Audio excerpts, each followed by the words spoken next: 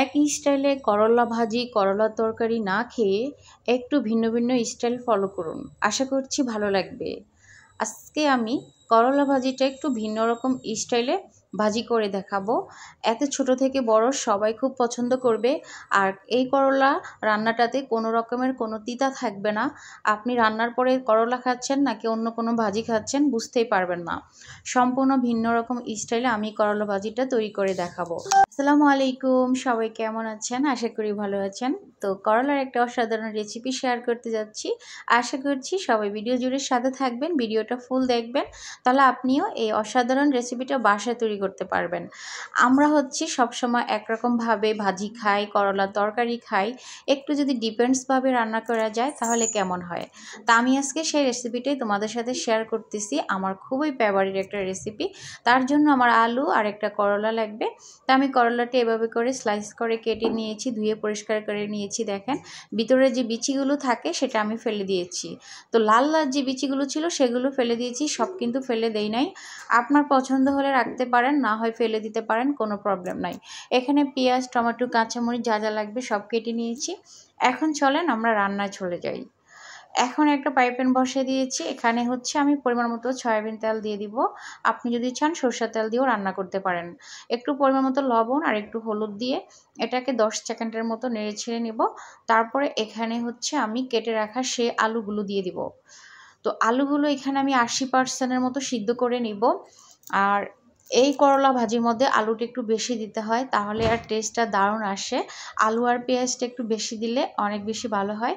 তো আলুটা একটু বেশি অবশ্যই দিবেন। দেখেন আমি একটা করলার সাথে 3টা আলু দিয়েছি, মানে আমার করলা থেকে আলুর পরিমাণটা বেশি।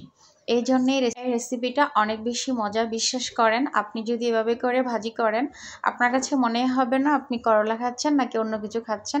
অনেকে আছে করলা পছন্দ করে বাট তিতার কারণে খেতে চান না, তারা চাইলে রেসিপিটা ফলো করতে পারেন। আশা করছি ভালো লাগবে, উপকারেও আসবে। তো এখানে দেখেন আমার আলুগুলো ভাজা কিন্তু হয়ে গেছে অলরেডি। 80 থেকে 90% মতো আমি সিদ্ধ করে নিয়েছি। তো আমি সবগুলো আলু তুলে নিয়ে এখন সেই প্যানে আবারও দিয়ে দিলাম করলাগুলো। এই করলাগুলোকেও আমি সুন্দর মতো করে 50% মতো এটাকে আমি সিদ্ধ করে নেব, চুলা জলটা হাইটে রেখে। তাহলে তাড়াতাড়ি হবে আর একটা কালার আসবে। যে আবার খেয়াল রাখবেন যেন এখানে পুরোপুরি সিদ্ধ না হয়ে যায়, তাহলে কিন্তু রান্না করার সময় করলাটা একদম ভর্তা ভর্তা হয়ে যাবে। তখন দেখতেও সুন্দর লাগবে না, খেতেও কিন্তু সেরকম একটা স্বাদ পাওয়া যাবে না, ভর্তা টাইপের হয়ে যাবে। তো অবশ্যই ইনশাল্লাহ করলার মজাদার একটা ভর্তা রেসিপি আপনাদের সাথে নেক্সট ভিডিওতে শেয়ার করব। সবাই কিন্তু চ্যানেলটাকে সাবস্ক্রাইব করে পাশে থাকতে হবে আর সুন্দর সুন্দর কমেন্টস করতে হবে রেসিপিগুলো কেমন হয়। তো আপনাদের একটা লাইক কমেন্টই কিন্তু আমাদের জন্য অনেক বেশি স্পেশাল, কারণ একটা লাইক কমেন্টই আমাদেরকে আগামী দিনের ভিডিও বানাতে উৎসাহ দেয়। তো আমার করলাগুলো কিন্তু হয়ে গেছে। এখন আমি এগুলোকে তুলে নিয়েছি, সবগুলো করলাম। তো বেশি কালারিং করার দরকার নেই, জাস্ট একটু কালার হলে উঠিয়ে নেবেন। এখন এখানে আমি বেশি তেল দিব না, সেই তেলের ভিতরে আমি দিয়ে দিলাম পেঁয়াজটাকে সুন্দর করে কালার করে ভেজে নিয়েছি। যেহেতু আমি আলু আর করলা ভেজেছিলাম সেখানে তেল আছে, তাই এখানে আর বেশি তেল দেওয়ার প্রয়োজন নেই। দিয়ে দিলাম কাঁচা মরিচ কুচি, একটু লাল মরিচের গুঁড়া, একটু হলুদের গুঁড়া আর একটু জিরার গুঁড়া, ধনিয়ার গুঁড়া। এই উপকরণগুলো দিয়ে এটাকে 2 থেকে 3 মিনিটের মতো কষায় নেব সুন্দর মতো করে।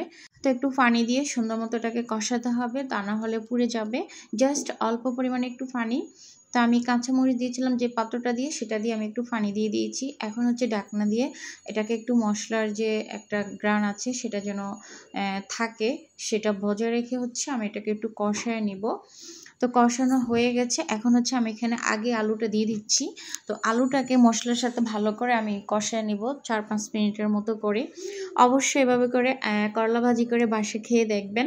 আশা করছি এসে আমার প্রশংসা করতে বাধ্য হবেন। এত মজাদার একটা লোভনীয় করলা ভাজি কেউ মিস করবেন না। যদি মিস করেন তাহলে ঠকবেন, কারণ অনেকভাবে তো করলা রান্না করে খেয়েছেন। আমার মনে হয় না এরকমভাবে কেউ খেয়েছেন, কিংবা যারা খান নাই তারা এই রেসিপিটা ফলো করে একবার হলো খেয়ে দেখবেন কেমন হয়, তারপর আমাকে কমেন্টস করবেন। আর যারা খেয়েছেন তারা তো খেয়েছেন, জানেনই এর স্বাদ কত গুণ বেশি। তা আমি সুন্দর মতো করে এটাকে নেড়ে ছেড়ে নিচ্ছি। এটার কালারটা জাস্ট অসাম, আর এই দেখতেও কিন্তু সুন্দর লাগে, খেতে তো আর কি বলবো, অমৃত। তো আমি করলা ভাজিটা যেদিন করি সেদিন একটু ভারীই করি, কারণ কোনো তিতা থাকে না, আমার বাচ্চারাও খায়, খুব ভালো লাগে। আসলে বাচ্চারা খেলেই কিন্তু মায়েদের ভালো লাগে, বাচ্চাদের খাওয়াই কিন্তু মায়েদের হাসি। তো আমার বাচ্চারা খেলে আমার কাছে অনেক ভালো লাগে, তাই আমি এটা একটু ভারিয়ে রান্না করি, ওরাও খুব পছন্দ করে, আপনারাও ভারিয়ে রান্না করবেন। তা আমি দেখে নিচ্ছি আলুটা সিদ্ধ হয়েছে কিনা, দেখলাম যে হ্যাঁ আলুটা সিদ্ধ হয়ে গেছে। এখন হচ্ছে সুন্দর মতো করে এটাকে আমি ভেজে নিয়েছি। এখন মাঝখান দিয়ে এরকম ফাঁক করে নিচ্ছি, কারণ আমি এখানে এখন একটা ডিম ব্যবহার করব। তো ডিমটা কিন্তু অবশ্যই দিতে হবে, তারপরে কিন্তু অনেক লোভনীয় হবে। তো দেখেন আমি কিন্তু ডিমটাকে ফাটিয়ে দেখলাম ভালো নাকি খারাপ, দেখলাম যে ভালো, তাই একটা বাটিতে করে দিয়েছি। আপনারা ওইভাবে করে দিবেন। অনেক সময় ডিমের ভিতরে পচা থাকে, তখন যদি তরকারির মধ্যে না বুঝে দিয়ে দেই তাহলে কিন্তু আমাদের পুরোটা তরকারি নষ্ট হয়ে যাবে, তাই একটু বুঝে শুনে ডিমটাকে দিতে হবে। এখন তো প্রচণ্ড গরম পড়ে, ফ্রিজের মধ্যে ডিম নষ্ট হয়ে থাকে, তো একটু খেয়াল করে ডিমটাকে দিতে হবে। আমি সুন্দর মতো করে নেড়ে ছেড়ে নিয়েছি। এখন হচ্ছে আমি এখানে আমার সেই করলাগুলো ব্যবহার করলাম। তো দেখেন করলাগুলো যে আমি ভাজলাম, আমার কিন্তু একটা করলাও ভেঙে যায়নি, সবগুলো করলা আমার আস্তে আস্তে আছে দেখেন। এখন সুন্দর মতো করে এটাকে একদম আলতো হাতে এটাকে নাড়াচাড়া করতে হবে। তো এটা দেখে কতটা সুন্দর লাগতেছে দেখেন, আমার কাছে অনেক ভালো লাগতেছে। তা আমি একটু ধরে নিলাম, কারণ প্রচণ্ড গরম ছিল, আর আমার এই পাতিলটার সাইডের যে ঢাকনাগুলো থাকে সেগুলো খুলে গেছে। আপনাদের এমন হয় কিনা অবশ্যই জানাবেন। আমার যতগুলো পাইপেন আছে সবগুলো পাইপেনের এরকম তোড়াগুলো খুলে যাচ্ছে, কেন জানি না, 1-2 মাস ব্যবহার করার পরে এমন খুলে যায়। তো এই পর্যায়ে আমি একটু ঢাকনা দিয়ে এটাকে 2 মিনিটের মতো রান্না করেছিলাম। ধনিয়া পাতাটা চাইলে দিতে পারেন, আমি দিব না, আমার নিষেধ আছে, ধনিয়া পাতা পছন্দ করে না আমার প্রিয়জন, তাই দিচ্ছি না। আপনারা চাইলে অবশ্যই দিতে পারেন। তো ধনিয়া পাতাটা দিলে কিন্তু টেস্ট আরও বেশি দারুণ আসবে, এমনিতেই তো এটা অসাধারণ, আরও বেশি টেস্টি হয়ে যাবে। তো ফাইনালি কিন্তু আমার করলা ভাজিটা হয়ে গেছে, আমি একটু সার্ভ করে অন্য একটা বাটিতে নিয়ে আপনাদেরকে দেখাচ্ছি। তো ফাইনালি দেখেন কতটা সুন্দর হয়েছে করলা ভাজিটা। এই করলা ভাজি দিয়ে কিন্তু আপনি 2-3 প্লেট ভাত এমনিতেই খেতে পারবেন। আর যারা করলা ভাজি পছন্দ করে না তিতার কারণে, তাদেরকে চাইলে রেসিপিটা করে দিতে পারেন, আশা করছি আপনার প্রশংসা করবে। সবাই ভালো থাকবেন, আল্লাহ হাফেজ।